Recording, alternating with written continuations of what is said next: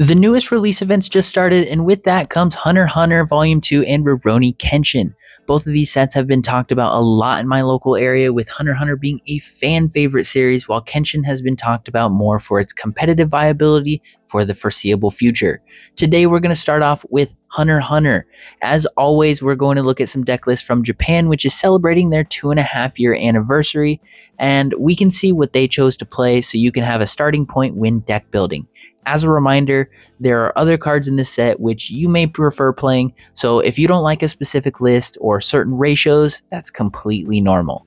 Also, since this is a Volume 2 set, we will be going over only the new additions to the decks. However, there is one important difference. Unlike Japan, the English version of the game has received 4 exclusive cards. So for a few of these decks, I've made small adjustments, but we'll show what the Japanese deck lists look like as well. Let's check out the exclusive cards first. Here are the 4 English exclusive cards. There's one for each of the colors, however, they're not really generic enough to fit anything outside of what they were intended for. I'm not going to read over them now, as we will go over each of these within their deck list. To be honest, with all the cards Bandai has been removing from the English version of the game, it's nice to see they're making the choice to add some cards as well. This gives me hope that some of the weaker Asia exclusive sets may end up making their way to the English game at some point with additional cards included to boost their power level. Probably not, but a guy can hope. Now without further delay, let's jump right into the new deck list, starting with the brand new yellow color. We're going to start off with the Razor Attack Team Affinity deck. This deck focuses quite a bit on having Gon, Killua, and Hisoka on the same line to get additional abilities. Let's go over the cards. First up, we have the 0-cost Gon, who has a get trigger. Then the 0-cost Killua, who will draw and sideline a card when played. Then we play 3 Bisky for the active trigger. Next is the 1-cost Killua, who has step. And then the 2-cost Gon, who has a when attacking ability to gain impact if Killua is on the same line as him. Then we have the first double energy of the deck with the 3-cost Bisky. Her ability is simple. When she's played, draw a card. If she's active, you can switch her to resting, then sideline her and draw a card. And for good measure, she's also got a draw trigger. Next up is the English exclusive Killua. He's also double energy, and he has an activate main once per turn to activate if Gon is on the front line, to choose a character on a different line than this card and swap it with this character. He will then gain 2k BP, essentially meant for being able to attack with 4k if necessary, as long as Gon is on the front line. And remember, with this ability, while it is once per turn, it is per copy of this card. So if you really want to, you can use this ability once per card if you have the capability to. It might put you in a tough spot energy-wise next turn, but if they're still around, they can always be swapped back as long as Gon is on the front line. For the next card, we have Hisoka, which gains 1k BP while Gon and Killua are on the field. He's also another double energy for the deck. Then we have our first raid card of the deck, which is the 3-cost Killua. He's got step and an activate main ability while he's on the front line to switch himself to resting to give a Gon on your field damage 1, or if this Killua was played this turn, then you can give the Gon snipe instead. That leads into the next card, the 4-cost raid Gon. During your opponent's turn, if Killua and Hisoka are on the front line with this character, he gains 2k BP. Don't be confused with the wording of this ability. Gon needs to be on the front line, and the other two need to be on the same line as him.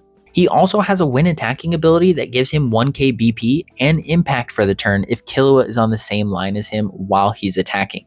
For the last character, this list plays the 6-cost Hisoka. If he's on the front line, all of your Gon, Killua, and Hisoka cards gain the ability to not be chosen for abilities on characters or event cards unless the opponent places one card from their hand into the sideline as an additional cost. And it does state that if you were to have 2 of these Hisokas on the front line, that ability does not stack. So it's still only 1 additional card that needs to be placed into the sideline. For the events of this deck, this list plays the 1-cost back, which says you cannot use this card if you have a back card in your sideline. If this card would be placed into your sideline, besides when using it from your hand, place it into your removal area instead. Play up to 1 Razor Attack Team Affinity or Razor card with fulfilled required energy and 1 AP cost from your sideline set to resting onto your field, or perform raid with it. I like this card a lot, as I think any card that allows you to play or raid from your sideline is great. Although it's 1 cost, it does specify you need to have the required energy. So that is something to keep in mind, as some cards that allow you to play cards don't require that. Then the deck plays Bisky's Meal, which is the AP restand and final trigger of the deck, as well as the win must be flawless, right? Which is the special trigger of the deck. This one has an interesting ability though. Choose one character with 5,000 or less BP on your opponent's frontline and switch it to resting. If you have 3 or more Razor Attack Team affinity cards on your field, sideline it instead. If Hisoka is on your frontline, your opponent's wind blocking and nullify impact abilities do not activate this turn. That's going to come up when we talk about the next deck. Definitely an interesting ability, and I'm sure it will come up at the release events. Now, that was the list for the English version of this deck, and I said I'd show you the Japanese version and what that looked like, so let's take a look at that real quick. Here's the list. Since Japan doesn't have the double energy Killua, their ratios are slightly different with the 0 cost Bisky and the 3 cost Hisoka. But this list also plays the 5 cost Action 2 Hisoka, so let's take a look at that one. Once per turn, when a character on your field attacks and loses a battle, you may switch this character to active. Pretty cool ability. This allows your smaller characters to attack, and even if they get blocked, you can switch the Hisoka to active. Remember, your character doesn't have to be sidelined to lose a battle. If blocked successfully, and your opponent's character doesn't get sidelined because their BP was higher, then your character still lost the battle, which would allow you to use Hisoka's ability. If you think this card should go in the deck, let me know, as I'm still unsure with it being an Action 2 card. Now for the next deck, here we have Razor and his Nen Beast, or the Dodgeball deck, which is sadly probably the closest thing we will ever get to volleyball, so we can also call this Haikyuu at home. And you may notice something a bit different about this deck list. This is the first set in the English version of the game that allows us to have more than 4 copies of a card in the deck. A few sets are out in the Asian version of this game. They have this, but this is the first one we've received. Starting with the Razor's Nen Beast, this card specifically states you can have up to 14 copies of it in your deck. The number is 14 because of Razor having 14 different Nen Beasts in the show, and so that's pretty thematic there. However, in the deck, we're only playing 12 to make some room for other cards. Then we play the 1 cost Razor, who has the During Your Turn ability. If you have a combined total of 2 or more Nen Beast affinity cards and face down cards under characters on your field, this character gains 1000 BP. We also play number 0, who gains 1k BP for each face down card underneath it during your turn, and when he's played, you can look at the top 5 cards of your deck to reveal a Nen Beast affinity or Dodgeball court card and add it to your hand and place a card into your sideline afterwards. Then we have the 3 cost Razor, who has Nullify Impact and an Activate Main ability on your front line once per turn to sideline a Nen Beast card to draw a card and gain 1k BP until the end of the turn. For the first double energy of the deck, we play number 13, who during your turn gains 1k BP for each face down card underneath it, and when he's played, you can place up to 1 Nen Beast affinity card from your sideline face down underneath himself. The deck also plays the double energy Bisky we went over earlier, and then the 4 cost Action 2 Razor. This card has a win blocking ability to gain 2k BP if the opponent's character has impact. He also has a win plate ability to sideline 1 Nen Beast affinity card on your field to switch a character on your opponent's frontline to resting, and it will remain resting the next time it would be switched to active. And for the icing on the cake, you can also switch an AP back to active, allowing this card to essentially be played for 1 action. Next up is the Raid Razor. He's also got Nullify Impact and the Win Plate ability to choose a character on your opponent's frontline with BP equal to or less than 1000 multiplied by the number of Nen Beast affinity cards and face down cards under your frontline characters and sideline that chosen character. So as an example, if you have 2 Nen Beast affinity cards on your frontline and 2 face down cards under your characters on your frontline, you can choose a 4k BP character and sideline it. Next up, we have the Sight Dodgeball Court. This card is played active to your field and has 2 activate main abilities. Both require this card to be switched to resting, so you'll only be able to choose one with each Dodgeball Court you have in play. The first ability allows you to place a Nenbeast affinity card from your sideline face down under another Nenbeast affinity character on your field. The second ability requires you to also discard a card from your hand as well as pay an AP to play a Nenbeast from your sideline resting onto your field. And it does not require you to have the required energy, in case you were wondering. The deck also plays Bisky's Meal, which we spoke about in the last deck list, and then for the last card we have Spike. This card is the special trigger of the deck, allowing you to sideline a card. That's all I have for yellow. Let's go ahead and hop into the next color, which is green. Starting with the Hunter Exam group, otherwise known as Gon and Friends. This list adds 5 new cards to it. Starting with the 0-drop Killua, who has Step. Then we have the 1-cost Kurapika, who has a draw trigger. The next card is the 3-cost Leorio. His ability reads, this character gains all abilities listed below if you have the required number of cards with unique names on your field among the following: Gon, Killua, and Kurapika. 1 or more, this character generates energy, even if it's on the front line. 3 or more, during your turn, this character gains 1000 BP. Now remember that requirement for the next couple cards. Next we have the 4-cost Kurapika, whose ability has that same requirement as the Leorio. The ability he gains are, if you have 1 or more, when played, choose up to 1 character with 2500 or less BP or Phantom Troupe affinity on your opponent's front line and switch it to resting. And 2 or more, when attacking, draw a card, then place 1 card from your hand into your sideline. And for the last card, we have the new 4-cost Gon, who has that same requirement. His abilities are, if you have 1 or more, during your turn, this character gains 1000 BP. 2 or more, he has Impact 1, and 3 or more, when played, you may pay 1 AP. If you do, switch this character to active. Very strong card, and that's probably why it's the color trigger of the deck to restrict it ever so slightly. Now moving on to the Kurapika list I found that Japanese players were using. The only 2 cards from the second set are the 0-cost Killua and the 1-cost Kurapika that we went over in the last deck. Now personally, I just don't like this list all that much, and especially since we have the exclusive Kurapika, we have to make some changes. So here's the list I put together. This list looks a lot better to me as there's way less non-triggers in the deck. The only new addition to the deck outside of the 1-cost Kurapika is the English exclusive Kurapika. Let's take a look at that one. Activate main, place 1 card from your hand into the sideline. Once per turn, this character generates energy even if it's on the front line until the end of the turn. And when attacking, if you have 6 or more energy generation, draw up to 1 card. He's also got an active trigger and 4k BP.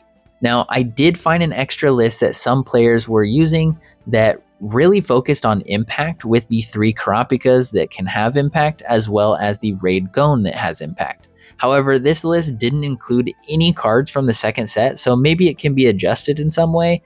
Honestly, probably not. The deck didn't get too much support anyways. Moving on to our next color, which is blue, starting out with Specified Slot. This includes 4 new cards from the second set.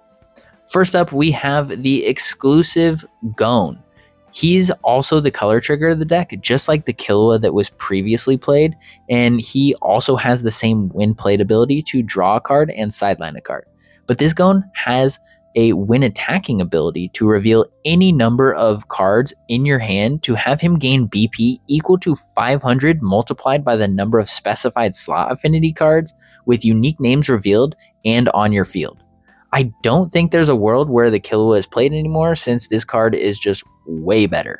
For the next card, we have the new Raid Gon. When he's played, he reduces the AP cost of the next specified slot affinity card you use from your hand by 1 this turn, and when he's sidelined, you can add a specified slot affinity card from your sideline to your hand. Then there's the 5-cost Killua, who has an activate main ability while on the front line. Once per turn, you can only activate this ability if you have used a specified slot affinity card from your hand this turn. choose one other character on your field and switch it to active. Then for the new specified slot card you play is Blue Planet. This card draws a card when it's played and also has the activate main ability to switch to resting an active Bisky on your field, so you can return this card to your hand, allowing you to then play it again to draw more. Overall, some great additions to the deck. I did want to show off the list that Japan is playing. It's essentially the same exact list, except the exclusive Gon gets swapped for the Killua color trigger. Now, moving on to Blue Bomber, this deck just adds 3 new cards.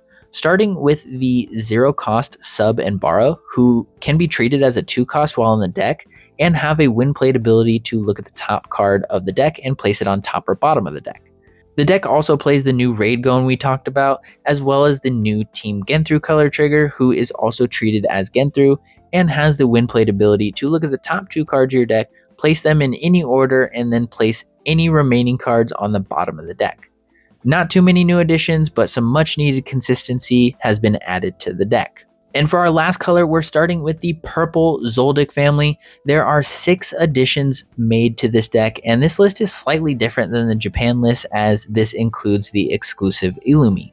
I also added another card with a trigger to reduce the amount of non-triggers that was played, and now the deck only has 2 non-trigger cards, which is much better. First up is the new 0 cost Killua, then the exclusive Illumi.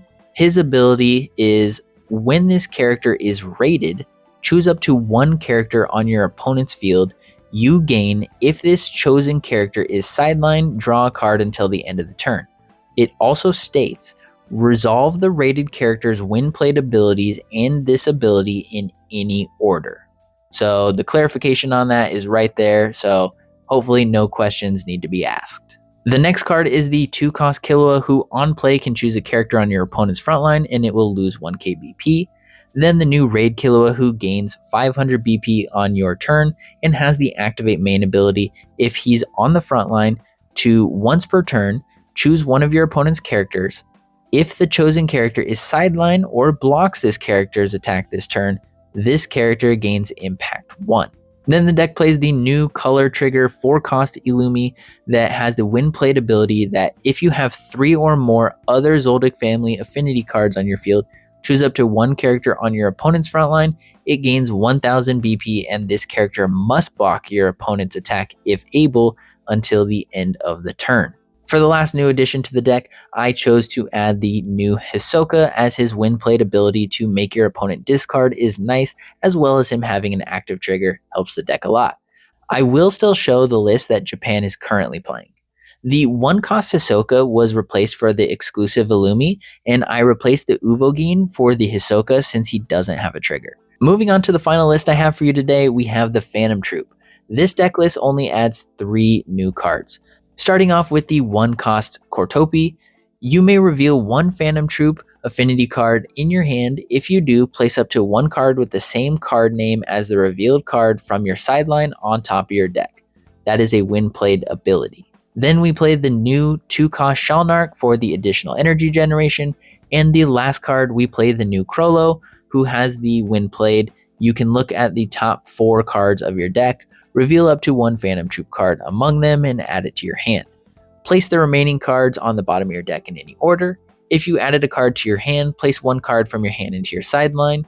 And if you place a Phantom Troupe affinity card with 3 or less required energy other than Krollo into your sideline with this ability, this character may activate all of that card's win played abilities. Not many additions to this deck list, so I'm not exactly sure how much more powerful it gets, but it should definitely be better than before. And if you want to get these new cards now, go support your local game store and enter a release event going on until October 2nd, and try your hand at winning this Phantom Troupe action point. Also, be on the lookout starting in October for these promotional cards in case you want to bling out your deck. They will be available from store tournament participation packs, action point packs, as well as the judge packs until the end of the year.